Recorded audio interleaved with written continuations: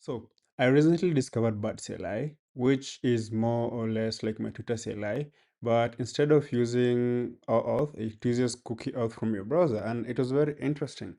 So I went through it and yeah, maybe see what they're doing better and what I'm doing better, and maybe I should just join forces and contribute to this program.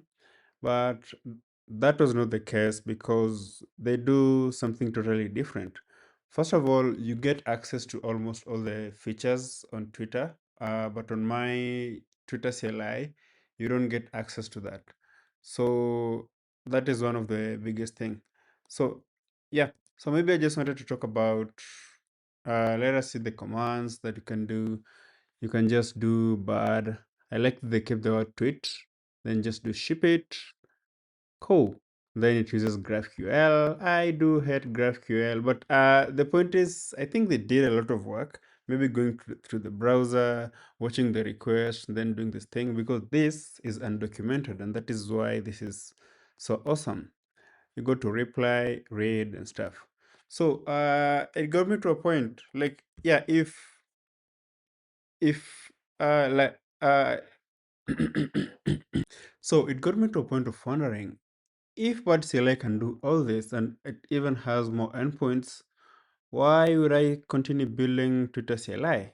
They have two different approaches. So first of all, for me, you go through the official Twitter API, grab your keys so that you can self-host on a local machine. The installation is pretty much the same. I've not added to Homebrew and other stuff.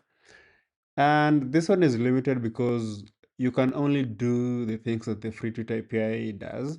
So there Bud CLI wins. But this is where my thing wins.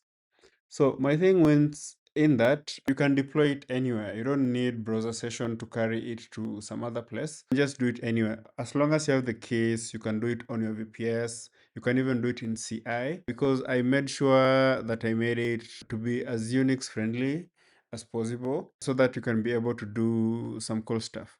For example, I wanted to show how you can tweet.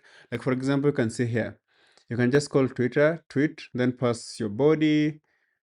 So Twitter.tweet body, and then you pass a text, and then this one will automatically do that. Or you can just do echo. So by doing echo here, I'm trying to emulate an output of another program to std out, and you can pipe that std out into my thing.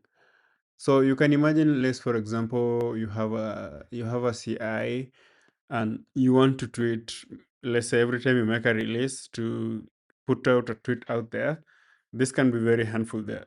All you have to do is to configure your case in the GitHub, in GitHub Actions or secrets, and you'll be good. You can also just tweet images and stuff, and yeah.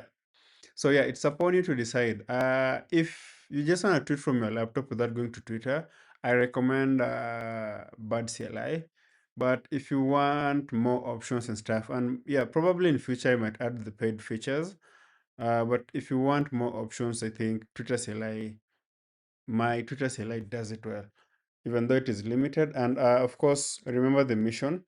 The mission is tweet without going to twitter.com. That is the whole point of my Twitter CLI. Thank you for watching. See you on the next. Bye bye.